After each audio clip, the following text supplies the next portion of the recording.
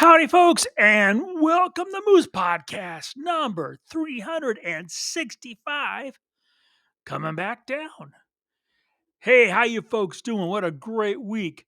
I the emails, not many questions, except for one, and I'll answer right here. The new Nikon Z 135 1.8. Am I going to get that lens? Yeah. Once I have my pennies saved up, you're darn tootin' I'm gonna have that lens. I've been waiting for that, chomping at the bits. It's big news. I hear nothing but amazing things about it. And so, yes, I am definitely gonna add it to the kit. I hope you folks had a marvelous week. A number of you I know are getting ready for the end of the season air shows. Boy, yeah, great stuff. I just had a marvelous weekend. I can't wait to share images and talk to you about it later. uh, it's just that fall light. I just can't get out and shoot enough, and I hope you're in the same boat. Hey, I want to thank my good friends at Bedford Camera, bedfords.com. Speaking of the Z135 1.8, you MPS members, you can put in your priority request, and I guarantee you Bedford's is going to get to you ASP. Great price, and of course you mentioned you know who. After you check out, you'll see that 5% return. Nice, nice, nice. But hey, it doesn't have to be Nikon. It can be anything from flashes, tripods, everything they stock. And man, do they stock it all. So give my good friends at bedfords.com either a click, a call, or go see them. Photocon's about a month away. I guarantee they're going to take care of your questions, filling up your shopping cart, and emptying your old wallet. Bedfords.com. Thanks for supporting the Moose Podcast. All right, so this week's episode, coming back down. Hey, I was experiencing it myself, and then I got a couple emails and a call, and I was like, okay, must be in the air, must be something common.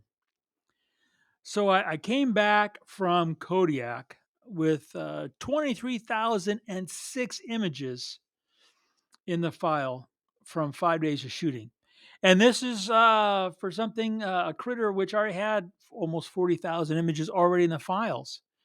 So I added another 23,000. And I'll be honest. Hi, my name is Moose. I'm an addict. I am addicted to clicking.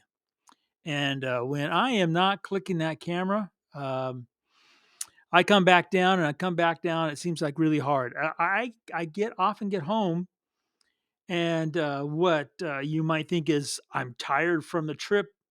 In reality, is I am mentally depressed. It is. I'm not behind the camera. I am not seeing the stories unfold in front of me. I'm not solving problems. I'm not creating stories. I'm in the office. I mean, I have one of the best office mates on the planet, my lovely bride, but uh, I'm a photographer. I love to click.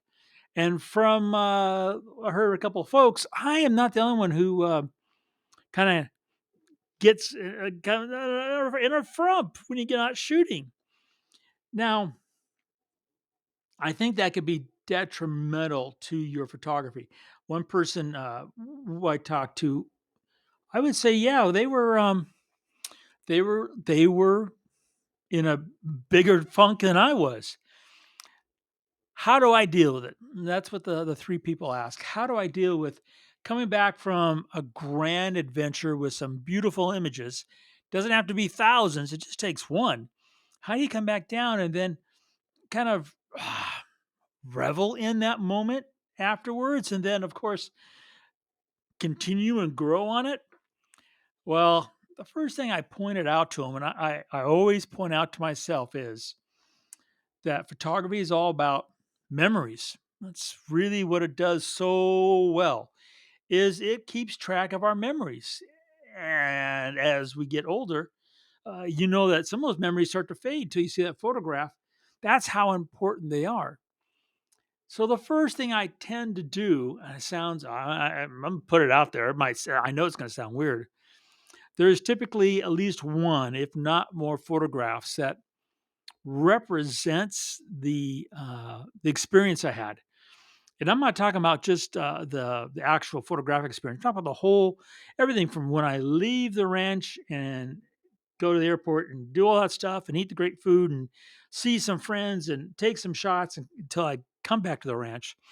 There's typically one photograph that, I look at it and it's like this, like I just took some great drugs or something, which I can only assume because I've never taken drugs, but it's like woof, and the adrenaline starts pumping and my eyes get big and all of a sudden all the memories start flying back of when I made that capture. And that's the first thing I do. The images on my iMac here on the desk, on my three desktops, I actually change them periodically to that image, which is that memory. So as soon as the computer comes on, and I, oh yeah, and that's the first thing I do to kind of bring me back out up from coming back down after a shoot. The next thing that I do and I recommend is as I go to finishing those photographs. Now, just out of those 23,006 images that came back on the hard drive, people often ask, how many of those did you actually finish? In this case, it was 906. And they go, well, that's not very many. Well, first thing that you might not realize is I still take a lot of in camera dupes. So, in other words, if I see that shot, I'm going to take a minimum of 3 and probably 5 images of that moment. So, that right off the bat, there's a lot of images. Why do I still do in camera dupes? Because it's digital and I've learned the hard way. So, I do in camera dupes.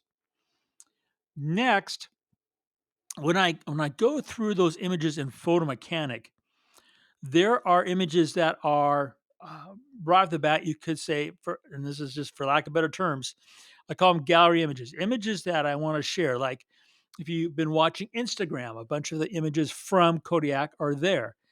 Those are some of the images of the 905 that were finished.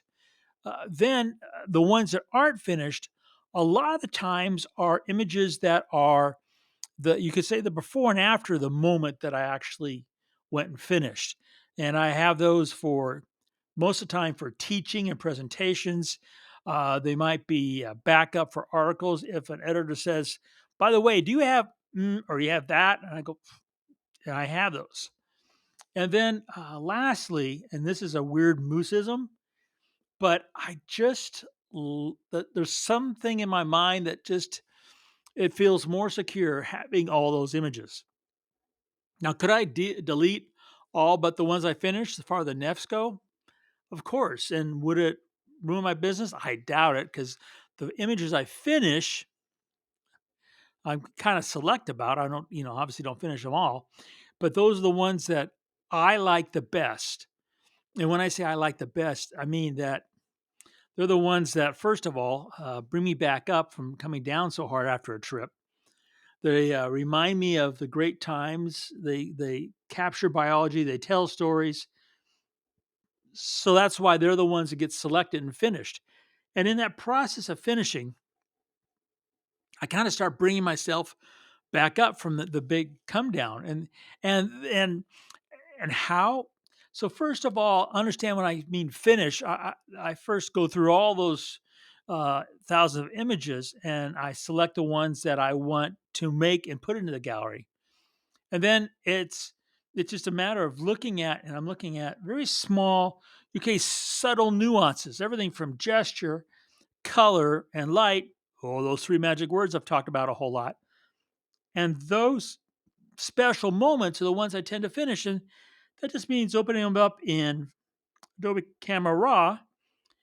And for whatever reason, a lot of times with bears and all that grass, the tint is askew. So I have to deal with the tint.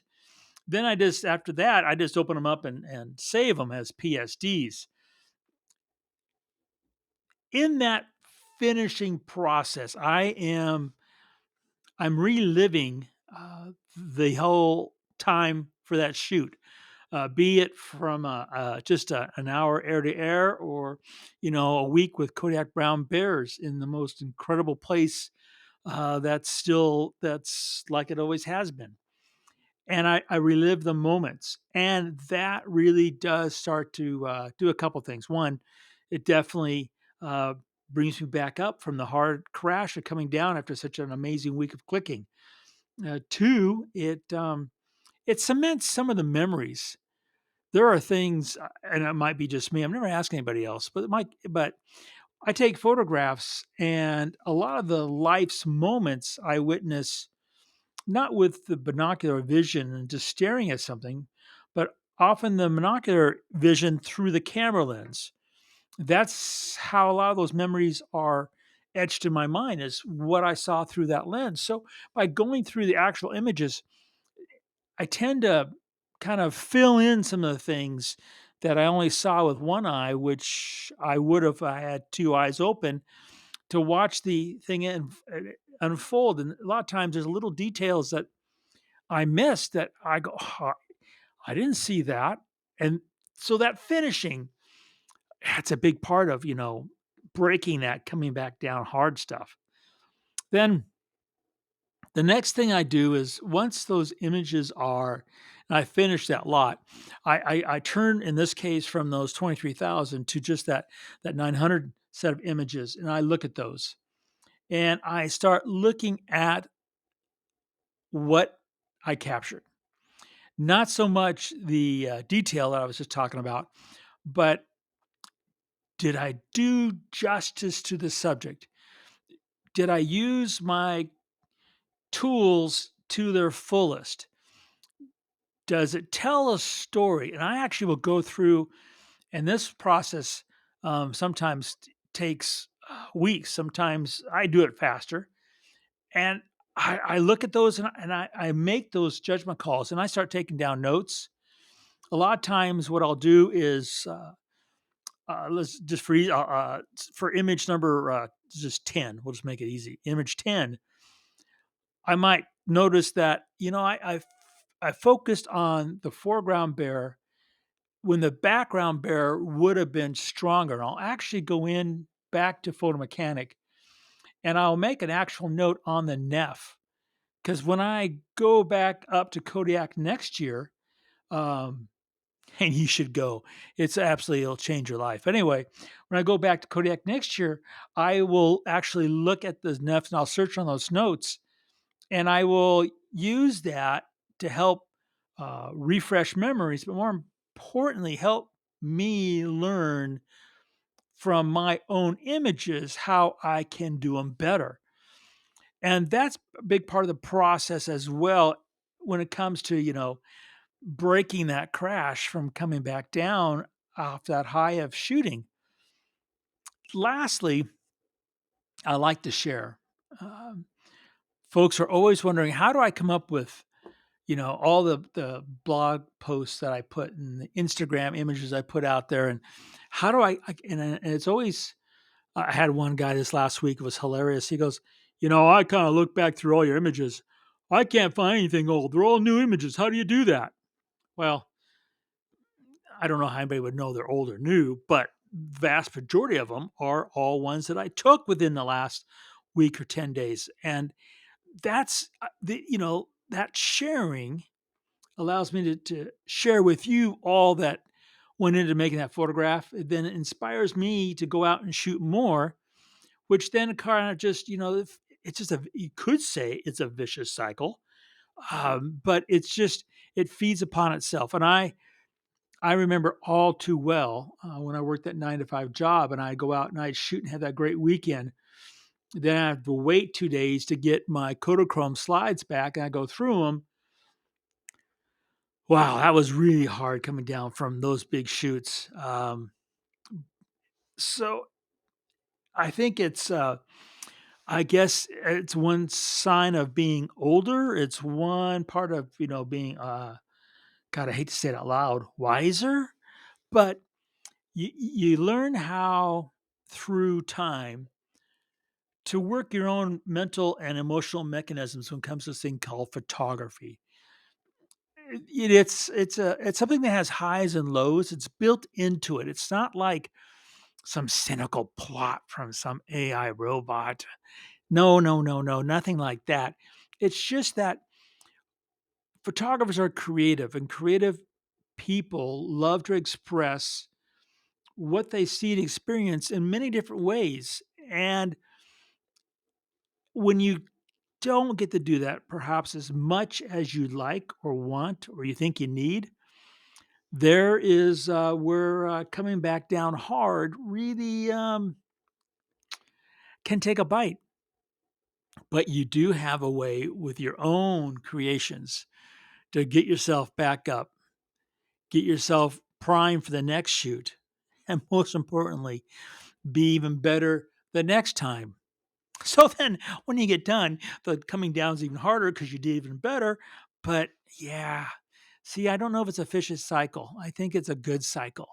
So explore it, live it, enjoy it. It's what photography is all about. You folks have a marvelous week, and remember to make every click your story.